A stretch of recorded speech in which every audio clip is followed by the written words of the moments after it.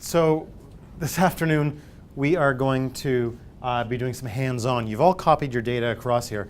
I've given everyone a copy of a lab.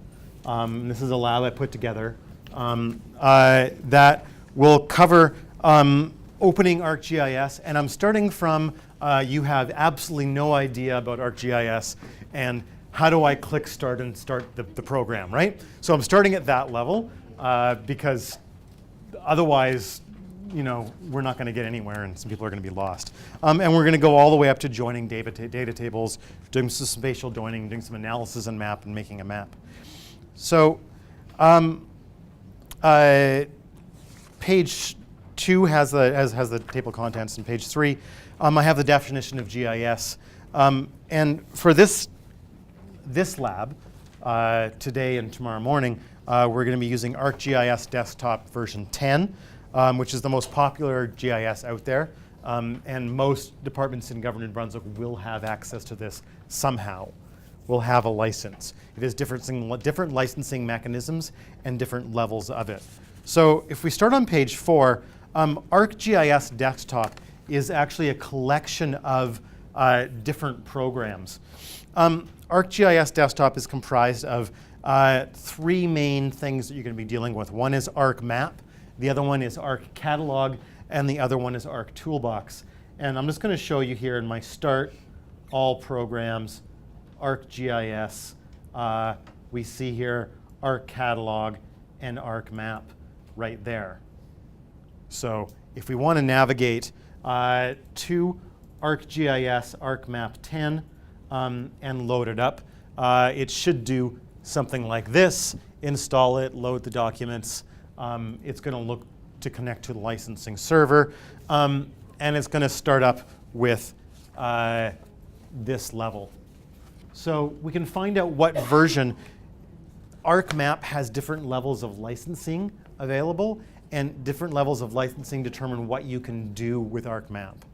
And you can see that right up in the top right-hand corner.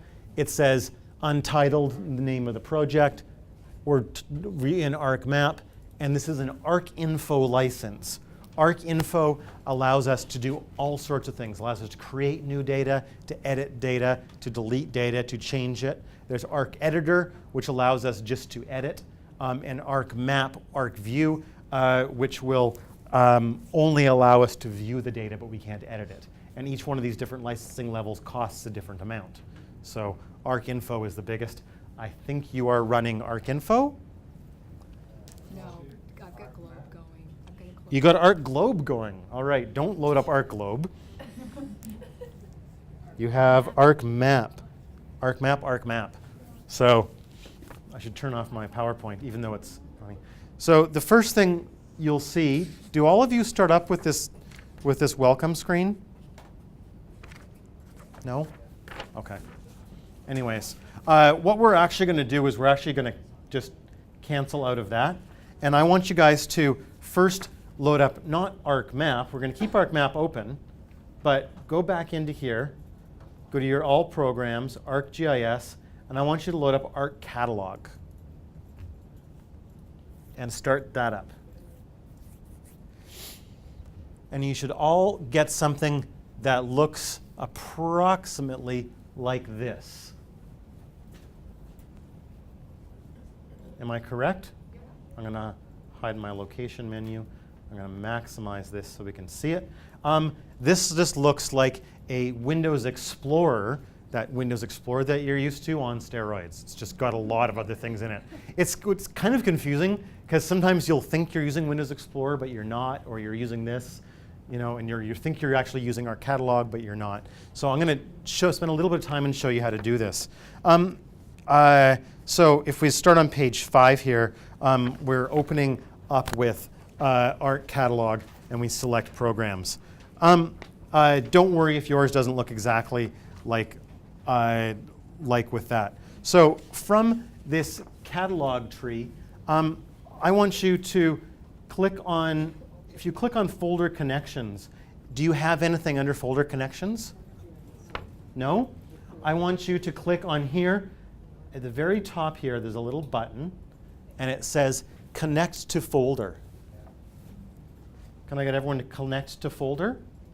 And it should give you a little diagram here, a little connect to folder button. And where did you store your data?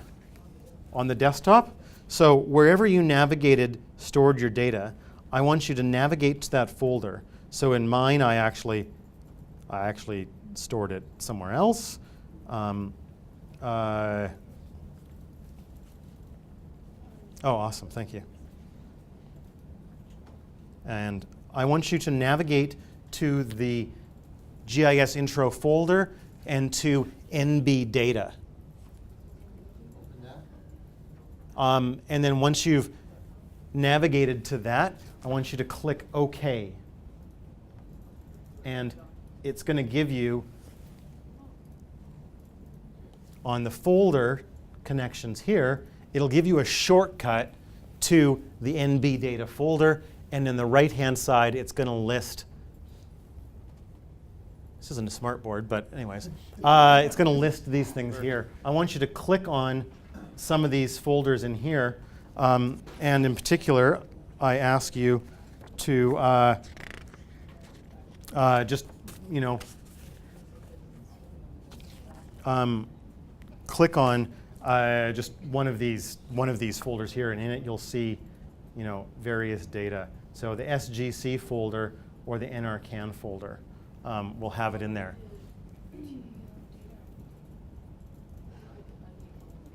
So this is the SGC, the Standard Geographical Classifications, the StatsCan data, NRCan, Natural Resources, National Household Survey, and Census data in there. So some terminology that we need to get out of the way that's on page 6.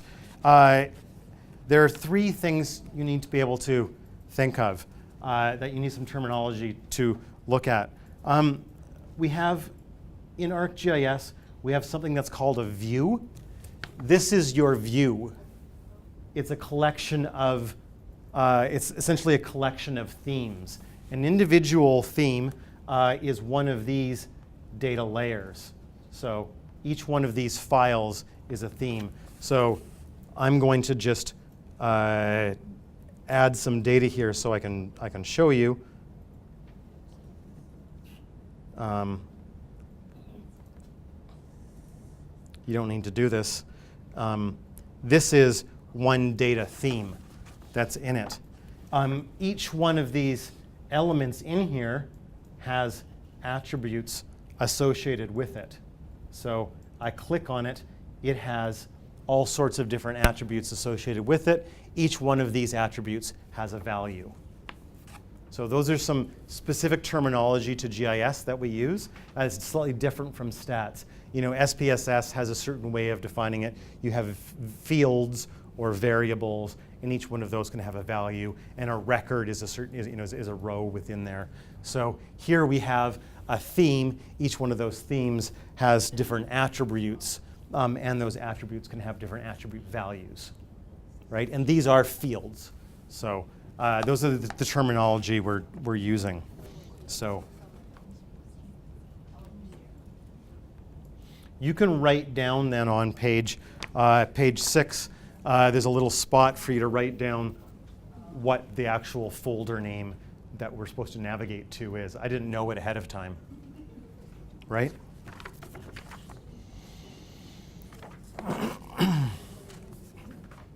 So what is it that we're looking for here?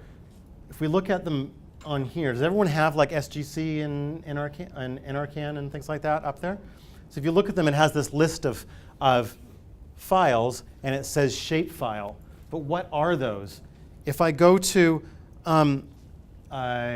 Customize, Arc Catalog Options, and I want to go to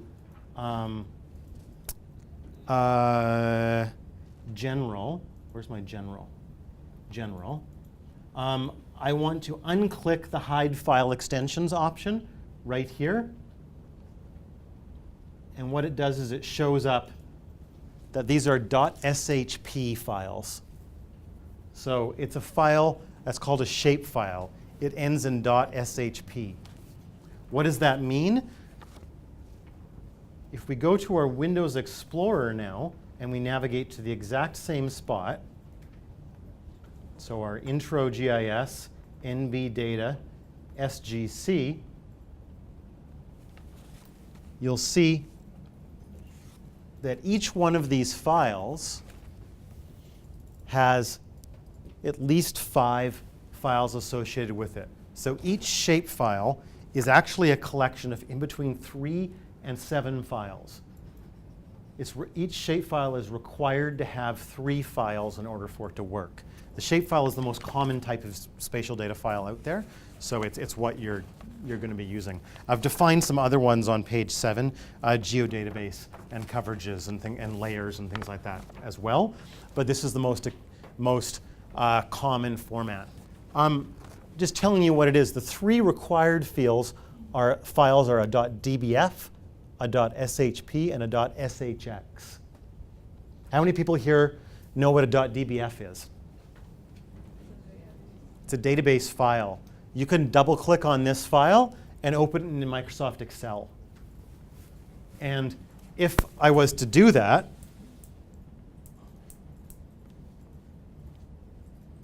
and I open it, select a program from a list of installed programs, and I use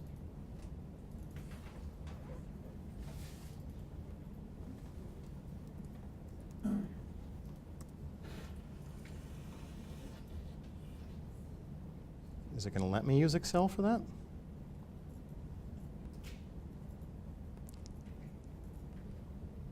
No. You know what I can do is I can just load up Excel, and I can open it in Excel.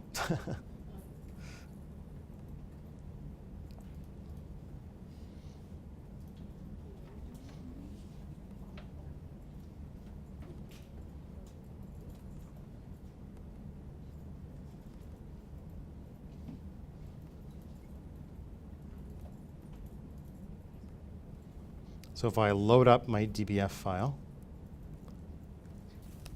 you can see that it has all these different values in it. So it has my census division identifier, my CD name, CD type, PRUID, PR name, all these that are associated with it. So what that is if I look at my Windows Explorer, and it has these section of files that each one is associated with it. So let's just say this is GCD, as their census divisions. So when you can get to your Windows Explorer by hitting the Windows button and E at the same time. That'll open your Windows Explorer. And then you can go to the desktop, GIS intro, NB data, SGC, and you can navigate down to there, and it'll give you these different data. So the DBF file is the attribute information that's associated with each shapefile. The .shp is the shape information that's associated with each one, and the SHX is what's called a spatial index. So the other files are other data that's types of associated with it. This is the projection, this mathematical projection, how it's projected in space. And this is what's called metadata. So this is the different files. Each one of these does a different thing. But when we look at that through our catalog, we only see the one thing. We only see this one information. It combines all of those and says, you have a shapefile that has that information in there. So we can do that. We can also do it. So let's look at our census tracks, so this GCT. If we click on the GCT in Arc Catalog, then click on the description button, it'll come up with some information on it.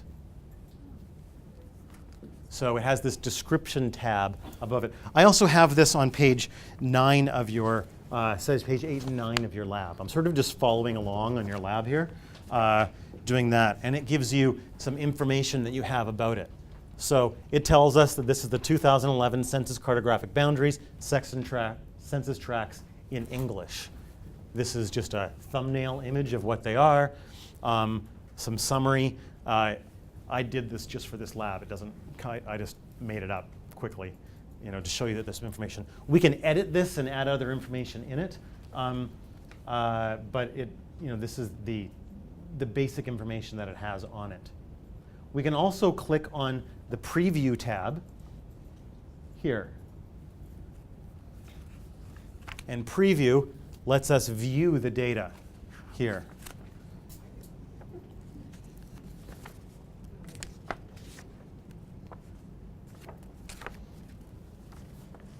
Who's having trouble viewing the data? So this is just a quick way of viewing data and seeing what it is. And you can explore, with the Preview tab open, you can explore what the other data look like as well. These are census divisions, the GCD. These are horrible names. My apologies, I didn't make them up. These are the census divisions for all of Canada. These are the GPR, or the provinces for all of Canada. And we can view them. And it also, we can see at the top, there's a toolbar up here that has these little tools up above it. Zoom in, zoom out, pan.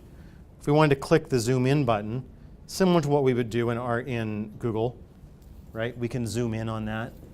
We can then use the hand button and we can pan around.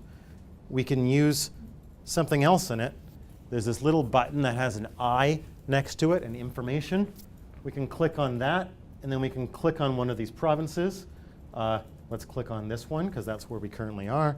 And we can see we have New Brunswick, Nouveau-Brunswick, and the various attributes associated with this. This is a good way of just viewing your data and getting just a handle, is this what you want? It's just like I said, it's like a Windows Explorer on steroids, just made for spatial data. You can do a lot in this. You can actually even do analysis in this if you want to.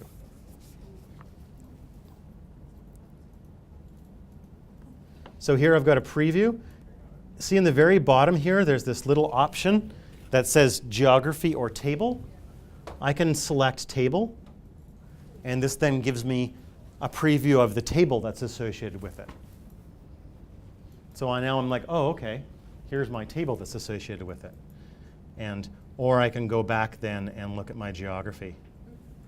So if I look at something like census tracts, where there's a lot of census tracts, I can look at the table and I can see that there's 5,452 elements in that table. So there's 5,452 census tracts in there. And we can even do things like here, the CMA UID, that's the Census Metropolitan Area Identifier. We can actually right-click on that and sort based on that, similar to what you would do in Excel or SPSS. You can sort based on a certain column, and then we can sort the census tracts, and then we could look at, okay, here's all the census tracts in St. John's, just to look at them. You can't do anything to them here, edit them or anything like that, but it gives you a view of the data. This is a good way of finding out, do I have the identifiers? Do I have the values I need in this? You can see in the census tract files, they really don't have any other information other than the province, the census tract identifier, and the name is all they have. They don't have any other data associated with that. I have that elsewhere in these census folders. So we're going to move away from ArcMap for a little bit, and we're ArcCatalog, and we're going to start talking about ArcMap. So on page 10 of your manual, if you want to start on page 10 and open up ArcMap, you've already done that. Click Cancel on there, and then move on to page 11. Gives you a brief introduction of what ArcMap looks like. I'm just going to close this out and start this again.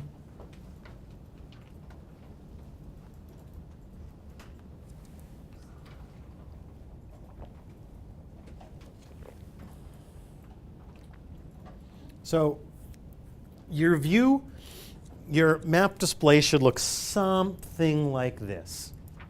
Am I correct? You've got a top menu bar on page 11. I tell you what things are. You have a menu bar up here with a series of different options, and you have these toolbars down here. You have a main toolbar. The icons look very similar to what you're used to in other software. We have our new open, save, print, control, copy, our copy, paste, cut, these sort of things. We have this other set of other toolbar here, which we can either float or sometimes sits off to the side here. Some people like this sitting off here. And it has a series of tools on it that you already saw in our catalog, and a whole bunch more tools that go down the side. Is your guys on the side or up top? I'll move mine up top just to make it look a little bit more like what you have. And that gives us, that's our main navigation, that we have.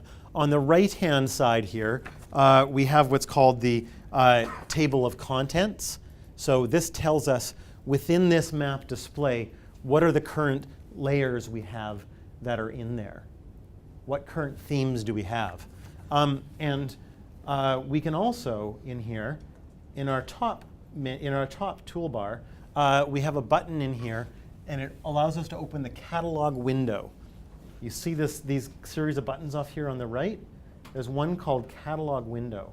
Click on that, and that should load up on your right-hand side the Arc catalog, which is just the tree portion of that Arc catalog program.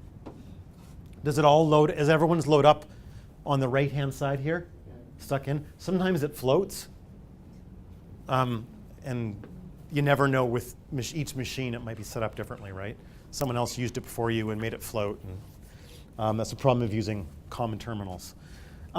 This should have, if you go to your folder connections and expand it, it should have your folder connection that you've already created.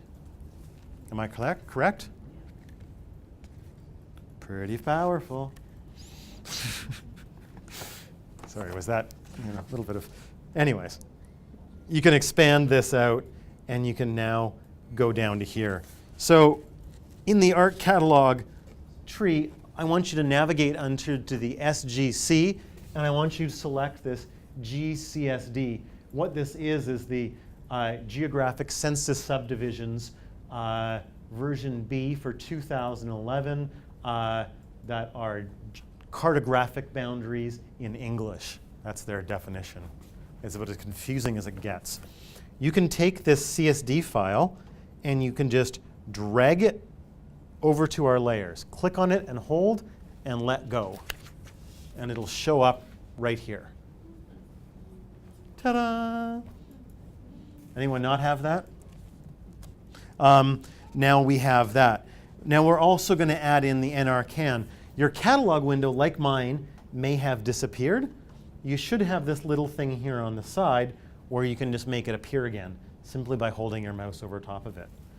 We can now go into the NRCan pop place, take that and drag it and move it up above the CSD.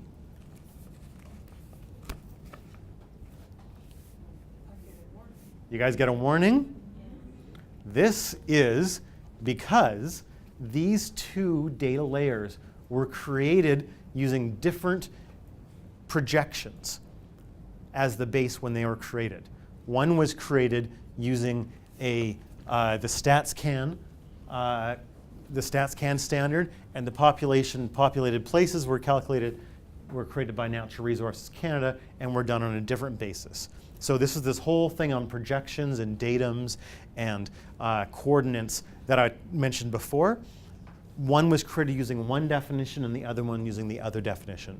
So in order, ArcMap can say, I'll make a best guess as to where these appear. They might be slightly off, but if you tell me which ones, what is what, I can do the mathematical calculation on the fly, and they will appear exactly in space as they should. So you can have different layers from different projections, created in different projections, but they'll show up in the right spot because it can do those calculations on the fly. So that's one of the good things about it, is you can do that. We're just gonna, for now, hit close. And we're going to get to that in just a little minute. So you'll now notice that up above, all these things are now available on this toolbar. We now have all these buttons that are available. So we have a lot of information that we can just look at it right here. First of all, we have this drop-down box, 1 to 36,519,911. That is the scale at which it's at, 1 to 36 million. That's approximate map scale based on the current display units. So whatever the current units are set at, here it happens to be decimal degrees. Here we can see at the very bottom, decimal degrees is our measurement display units. That doesn't tell us much. How many people know how big 1 decimal degree is? Yeah, I don't. So it's not too useful for us at the moment. But if we change it to something more useful, we could say how many kilometers things are and things like that. So it does give us a little bit of information that are on it. And this bar down here will give us more information at various times depending on what we're doing.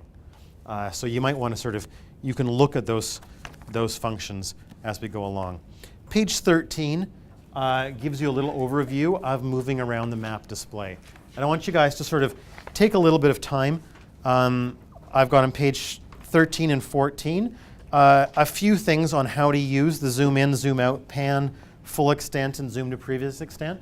So just take a few seconds and do that. So practice your, use your zooming in tool and go in, zoom in down here on, the Lake District, zoom to the full extent, pan around, do all those sort of things and get used to navigating around.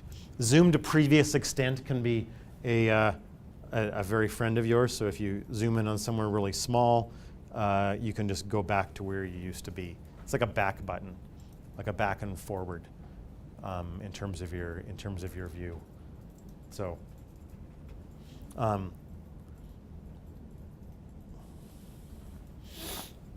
If I zoom in on New Brunswick here, I can also do things like bookmarks. I can create a bookmark. So this is now a view bookmark. So if I zoom out, I can now go to my view New Brunswick bookmark and I can go right to it. So it's like we have bookmarks in Internet Explorer and things like that. It tells us where we can go for these sort of things.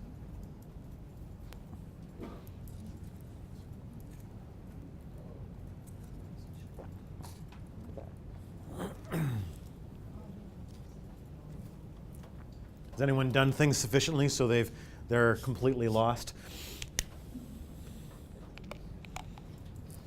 We're going to learn more about the display as we go along. As you can see, there are lots of buttons and lots of things that you can do.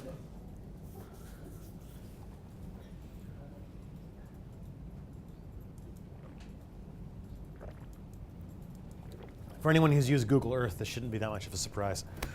So is there anywhere in a CAN software like this where we can overlay postal code maps onto this? There aren't postal code maps necessarily, no.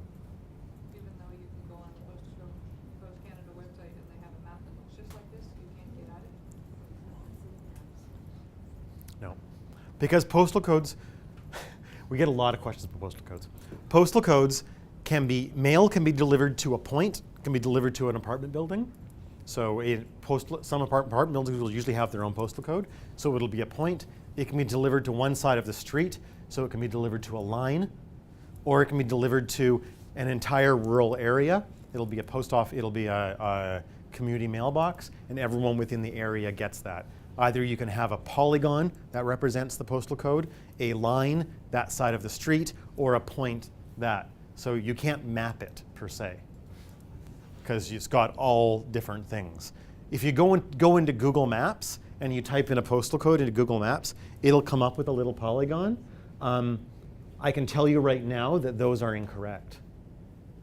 That looking at that data for instance, I was looking most recently at some mortality data, and I was trying to find out why we were getting 600 deaths to a particular postal code. Type that postal code in Google Maps, it shows up as Tim Hortons. It's across the street from Ministry of Social Services, right? So it's evidently a postal code used for registration of deaths where there's no known address. Ministry of Social Services in that particular province is the ones who registers those deaths and uses that postal code. It's not the Tim Hortons like Google thinks it is. So be very, very wary of using any of these software to try and geocode your postal codes without knowing something about them.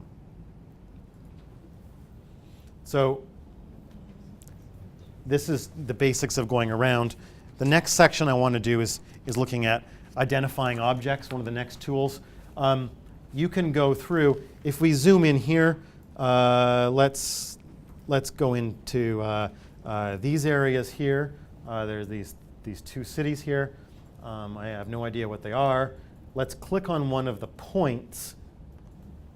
Oh, it's Fredericton. This brings up this identify tool that we see on page 15. And you'll see in here that I've clicked on a pop place layer. The value, the attribute that I clicked on was Fredericton. That's the name. And these are the attribute values that are falling within there. I can identify as well, let's look at all layers in that point. So I can say all layers. I'll click back again. Now I've said, here's the populated place Fredericton, the lat long of the approximate lat long of that point. It's a capital polygon ID. Underneath it is the Fredericton CSD. If I move this off to the side, my identify tool, and I click these two things, it'll show on the map what it is that I'm clicking. One is a point and one is a polygon, and it'll give me the information associated with those. This is a very, very, very handy tool for exploring your data. Getting a quick view as to, especially if we're mapping attributes, let's say we're mapping mortality rates. You get one mortality rate that's an ASMR of 1200, a really high value. Everything else is around 200. Click on it, why is that ASMR so high? You look at it and you look at your values and you're like, oh, I added an extra 0, right? You can see that in your data because you've got your data listed right down here. And that's often what it is. Or it's just an outlier, incorrectly entered data, and things like that. So let's go out of that. Can I get everyone to click the full extent button on that and go to page 16.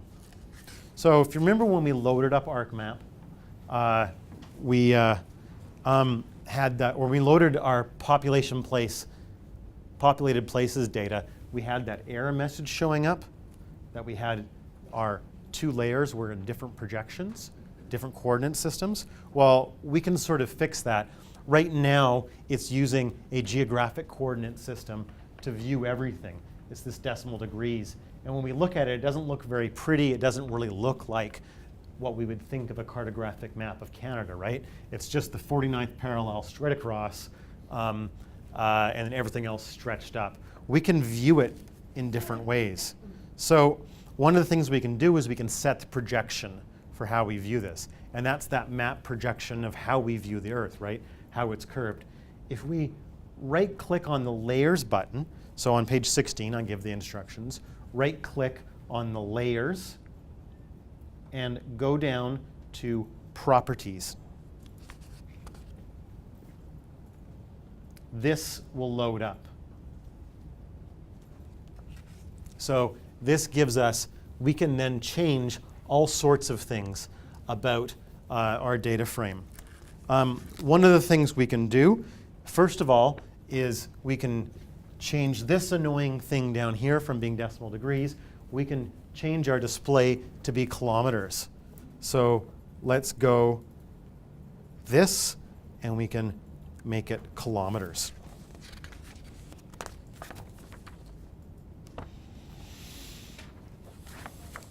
If you wanted, you can just click OK, and you can see what difference that makes. We can now see that it's changed it into kilometers, the view difference. Still is not that informative because it just tells us how many kilometers from 0 it is. But we can make that a little bit better if we do a right click and go Properties again, and we click on the Coordinate Systems tab. That's on page 17 of our map. And we can see right now it's under this custom geographic coordinate systems, North American, so North American datum 1983. And that's a definition that was defined in 1983 for the North American standard. And it's a geographic coordinate system. It's non-projected. It's not in one of these standard Mercator type projections. We're using StatsCan data, and at the very bottom of page 17, I tell you how to do it. If we click on the predefined projected coordinate systems, and then national grids, Canada. There is a New Brunswick, but we're not going to use that because we're using the national level data to start with. Scroll all the way down to the very bottom where we get this very bottom of the list under Canada, the NAD 83 Statistics Canada Lambert. And this is, you don't have a NAD StatsCan Lambert projection? If you go under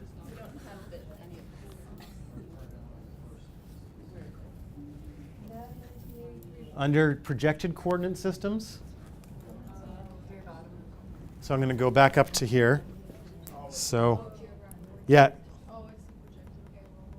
So go all the way back up to the top. We go to predefined. There's two things here, geographic and projected. Go projected, national, Canada, national grids, Canada, Statistics Canada Lambert. NAD 83 Statistics Canada Lambert. It's at the very bottom of that list.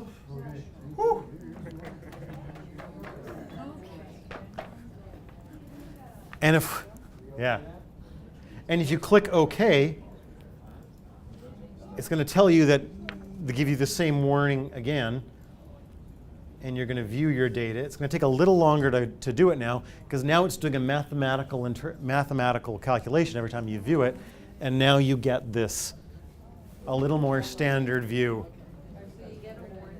You get a warning because the Natural Resources Canada and the StatsCan are in different coordinate systems. But it gives us something that we're a little more used to. So now it's north is a little more, appears more north, and right? It seems a little more what you would think of in a map. Did everyone find these? Okay. And just totally aside, when you look at these shape files, and we look in here, can I open this in?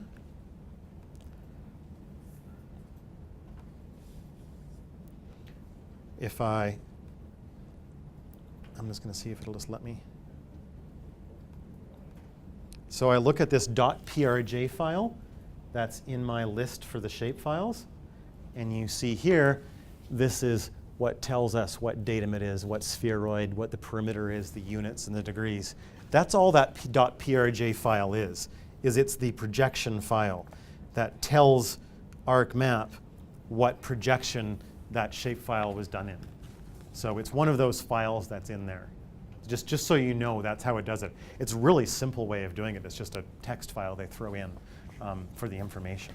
So it's not a very And all those files you were navigating is actually just a folder structure stored in the ArcGIS installation directory where they have text files that list all these different things. And so if you want to create a new projection, you create a new text file and throw it in there. And that's all it is. So it's not rocket science. Well, it is kind of rocket science, but it's a very simple rocket science. I have a friend who's a rocket scientist, and he says it's actually the easiest science, right? Rockets go up and then down, right? There's lots of other sciences that are a lot harder than rocket science. The next thing we're going to do is symbology and labeling. So we'll click on our populated places, and we're gonna do that. If we want to, page 18, if we want to change how our cities look, everyone's map probably looks different, right? Does everyone have a different color for their? Is everyone's blue? Green, pink. Colors of your points? Purple. Yeah. Either way, you probably don't like them. I've never had ArcMap come up with something like, yeah, that looks like a good map, right? It's sort of got to, work with what you got. So we want to be able to change these. The easiest way to do it is to click on the dot that's right below here once, right on the dot. And it'll load up this symbol selector. That's the easiest way to change your symbol. There's two ways of doing it. Either in the populated place where this dot is, just click on the dot once. The other way to do it is to right-click on the populated place and go to Properties and go to your Symbology tab and then click on the dot. So either click once or click 3 times and you're going to get to the same spot. I usually just click once. And here I make some suggestions. I tell you to make it triangle 1, make it red, and make the size 10. So you can do whatever you want here, right? So here, make it a triangle. Let's make it red, and let's make it size 10. We hit OK. Now they're beautiful, right? We can do this however we want. I mean, and if you look at these symbols, the list of symbols we have, there are lots of different symbols we can do. These symbols here that are green, these ones, we can change the interior of them. So let's make it, I don't know, like a bright blue, like this, and we see them. These ones have an outline associated with them, right? So they have a black outline associated with them. So they're just different things you can do. You can go down. They have all sorts of different ones. We're not going to get into it here.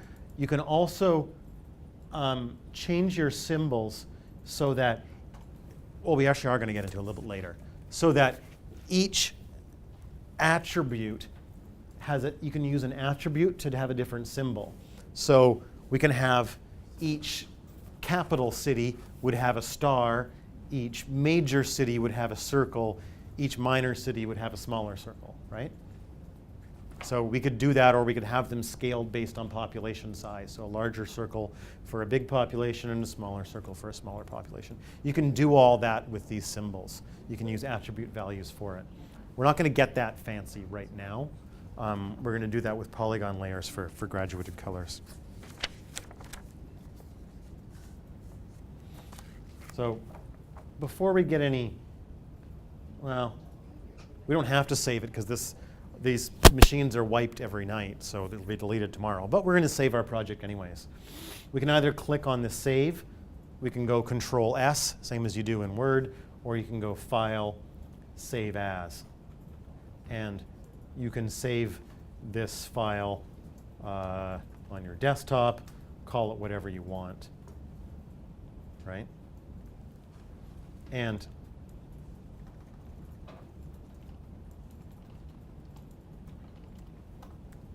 let's call it Proj1, and doing this. Maybe I'm ahead, but since you have the cities there or the population, so is the big leap from there to having the circle represent the size of the population? You would have to have the layout of the number. You would have to have an attribute which has the population size. One thing which we do have, so I'm going to go here and I'm going to do a right click. I'm going to go to Properties and Symbology, and I'm going to have this, I have this thing here on the right, and I can choose, I can say I want it done by categories, by, I'm just going to show you this quickly, by capital. So we are going to just remove this, and remove this, and make this that. Now, where capital is 2, it's going to make it black, and that's just going to show the capital cities are in black, and all other values are the blue. So we can do things like that. That's just the only attribute that's in that table that I know of. So that's one way of doing it. So here I'm just going to do a basic symbol, single symbol now as well. So you're getting a little bit ahead of yourself there.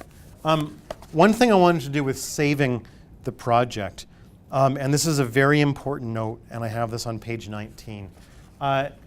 When you save the project, if I'll show you just what it does. So if I look on my desktop, I've saved project 1, and I look at the size of it, and it says it's 64 kilobytes. It's a very small file.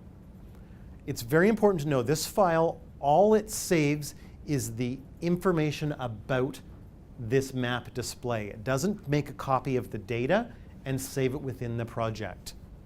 And that's a very important thing to know. So all it does is it says, in this project 1, I have the pop place layer and the GCSD layer. They are symbolized by these symbols, and my current view is this. That's what it's telling us. It doesn't actually save a copy of the data associated with it. So what's important about this is that if I save this file and I go out, and if I move one of those data files, I move the CSD file and put it somewhere else, or I delete it, it's not going to be able to find it again, right? It's gonna lose its spot. So unlike when you have an SPSS or something like that, it's more like SAS, where it doesn't actually store a copy of the data with it. It just tells, your SAS program tells you where things are, tells you where data is stored with it. So that's a very important thing to know when you're using ArcGIS, because otherwise it can lose its mind. You can find it again and you can repoint it, right? You can say, oh, well, I've moved this layer off here, but it can be a pain in the butt when you're dealing with a large map project which may have 30 different layers, each one symbolized differently, joining up with other tables that are elsewhere. It can take a long time to repoint it, and it can sometimes just not work.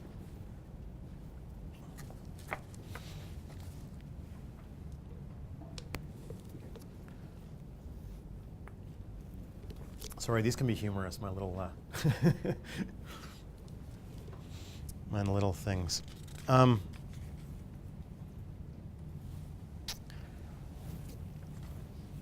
Let's do the next section on labeling. Let's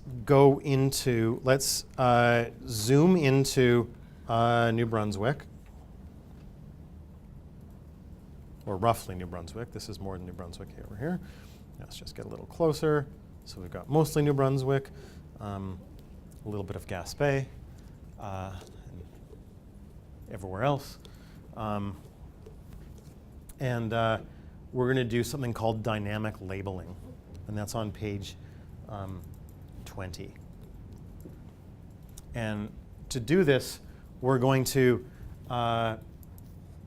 right-click on the pop place layer. A lot of things in ArcGIS can be accessed from the right-click. It's a really powerful menu. You can even access the right-click here on the map, and it'll give you a whole bunch of things. But if we right-click on pop place and we go to properties, we come up with the layer properties, and it has a whole bunch of different layers that it can tell us about. We're going to want to look at labels. We're going to want to look at the labels tab. And with this, we're going to say we're going to want to label these cities, these populated places. So the choose the, what do I say we're going to do here?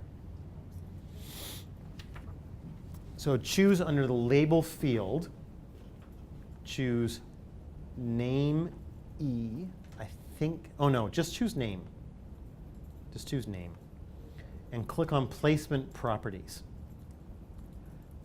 And what this does is this tells us when we label things, how do we want to choose our where the label appears next to the point, and where is the preference on top of this. So we can change that preference.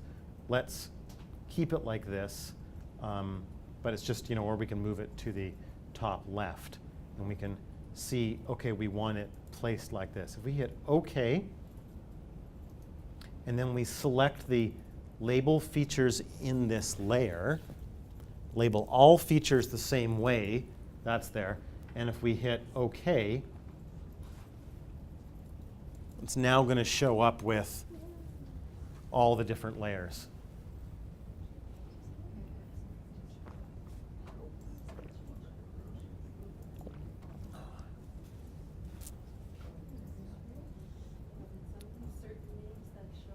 Only not all the names show up. Because there's some names that, some things are, when you get an overlap of the names, it chooses one of the names. And this is what we can change here in this labeling things. So,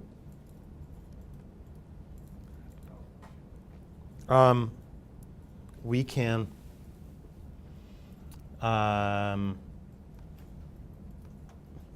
change how we,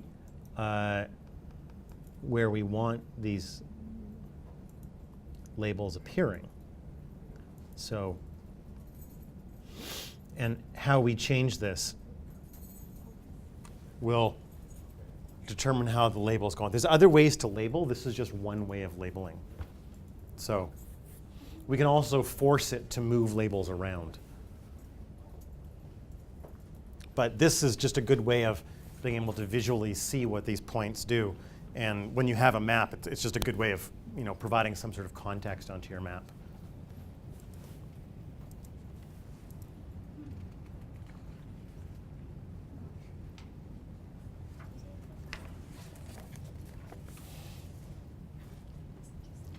So another way of doing this, if we turn off our labeling on this, and this is on page 22. If we use something called the drawing toolbar. So if we go onto our top toolbar area here, and we do a right click, it comes up with a list of toolbars, and we can select the draw toolbar. And the draw toolbar, and apparently I zoomed into the peninsula there, but I will zoom back to where I was. And this will let us do a whole bunch of different things. We can do drawings, we can freehand draw shapes on there, we can do all sorts of different things, or we can do what's called interactive labeling. So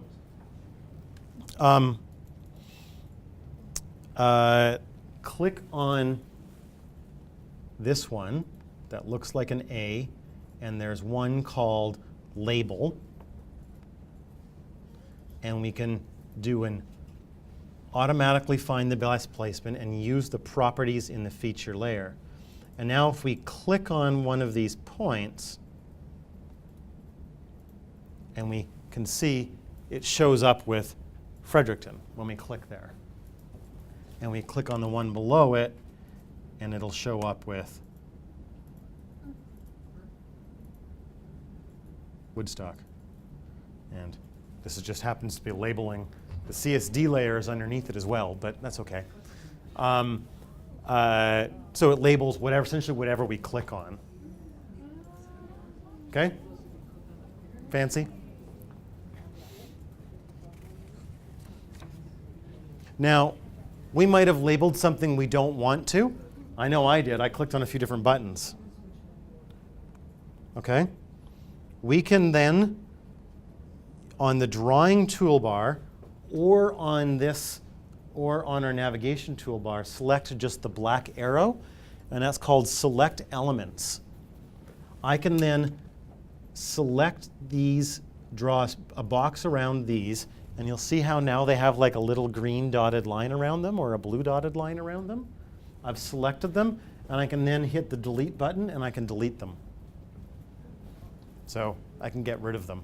Same as what you would do in PowerPoint or Word when you're drawing text or something like that. It's very, very similar tools, and they feel very similar. But it allows you to draw on your map and put text on your map. So it's a really good way of labeling things. You can just, put notes, label things however you want, and it'll show up in your map output.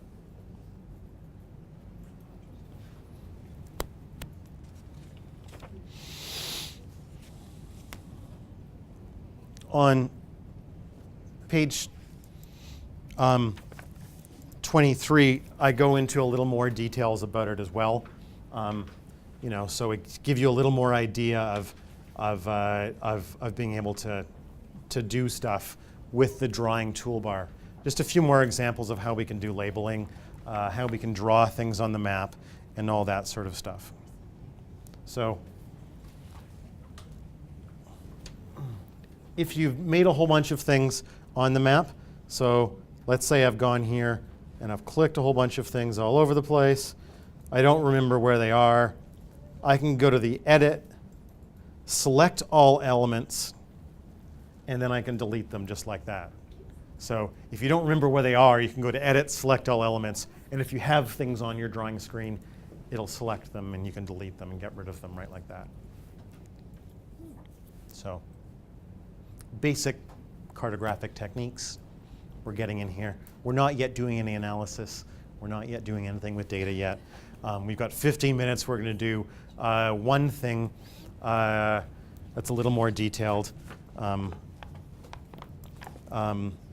And tomorrow morning, I'm going to let you guys do a little more stuff. Follow this by yourselves for the rest of it. Today, this afternoon, I've been doing hand-holding on this because I wanted to try and get to a certain point. Again, this whole compressing it into a short amount of time.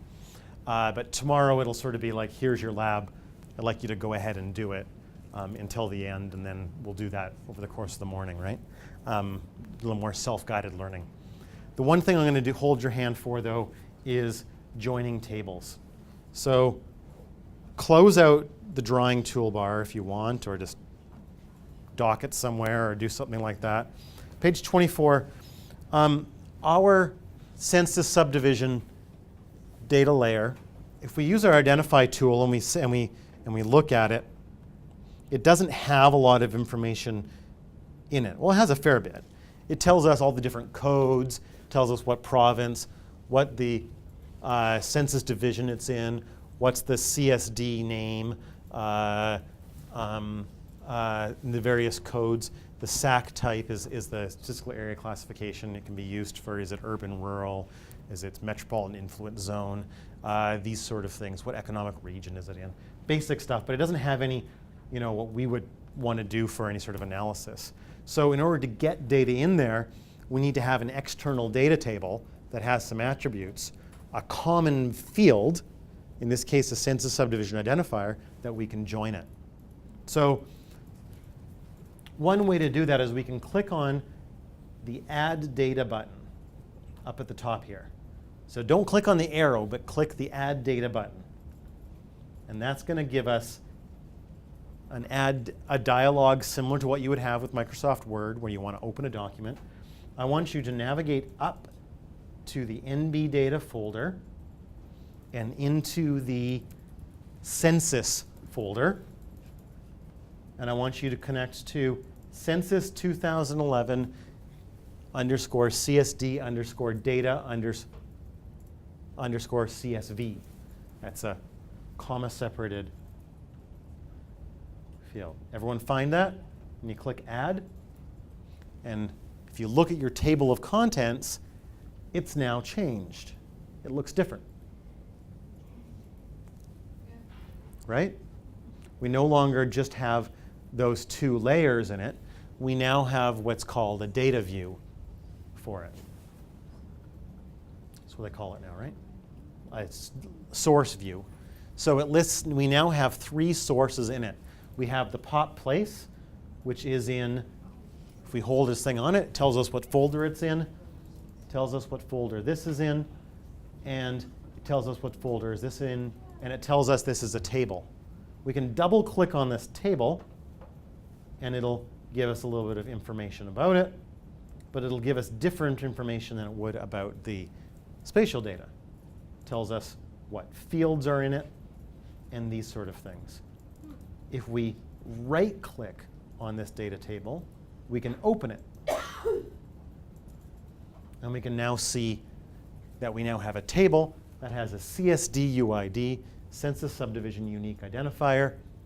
Some other ones now has population, population change, medium age, the percentage aged 15 plus, medium age of males, medium age of males 15 and older, et cetera, et cetera. Would you right-click to get that? I right-clicked on the data table file in the list by source. That's what I've got. But I don't know. So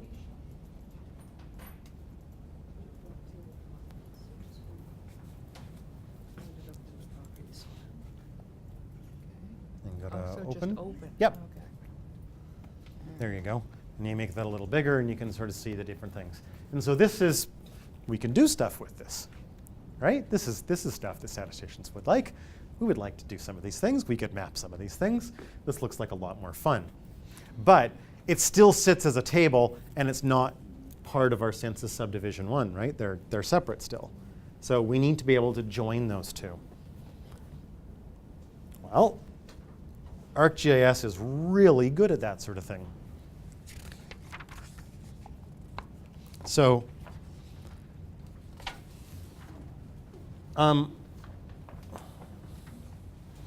we're going to want to join it to it. The first thing I want you to do, though, so I want you to go in this table of contents view here, go back to your list by drawing order.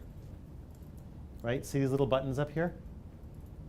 List by visibility, list by source, list by drawing order. And you should have this layers, pop place. The other data table has disappeared because it's a data table, it's not visible, right? I want you to, on the GCSD, I want you to right click on your CSD file and go copy. And then right click on the layers and go paste. Paste it in the layers. So just paste. Paste layers. Yeah, okay, paste layers. So you've got 2 versions. Now you have 2 versions of it.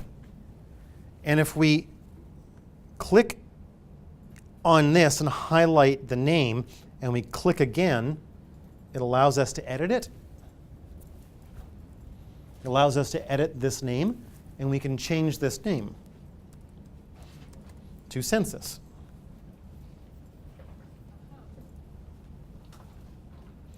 If you double click on it, it'll also load this up, and we can go to the General tab and change the layer name there as well. That's another way of doing the same thing. There's often more than one way of doing something in ArcMap, depending on how you get to it.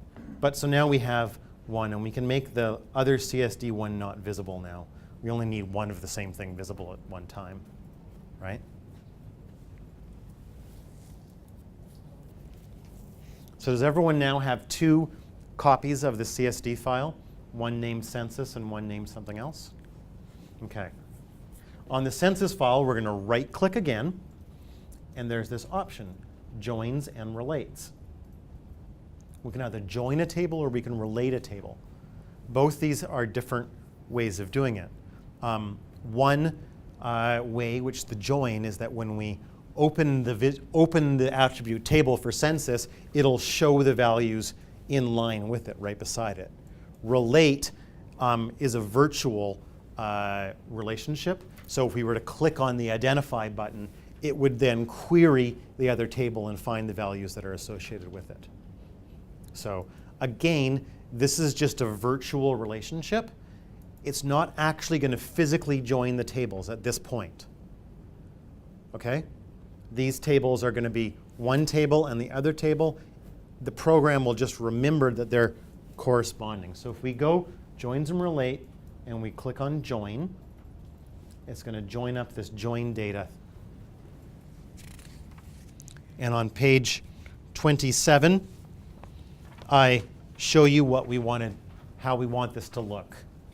So you should have the table already showing up there in the list, Census 2011 CSD data, because it's the only table that's in there. If we click on the bottom part, it'll give you a list of the other things you could join to, but we only want it Census 2011.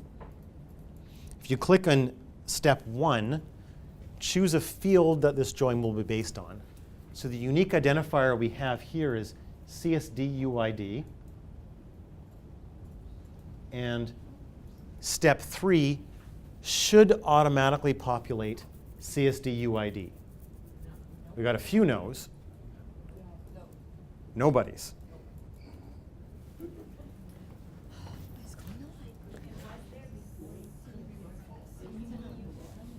And does it show up there at all? No, even on the down arrow, everything's blank.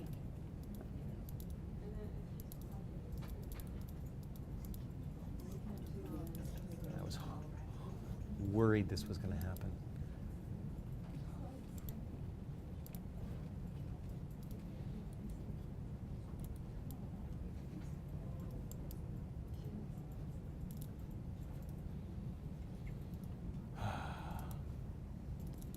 So, what happened? We're going to have to do something else here on the fly, and we're going to have to add a field and calculate it.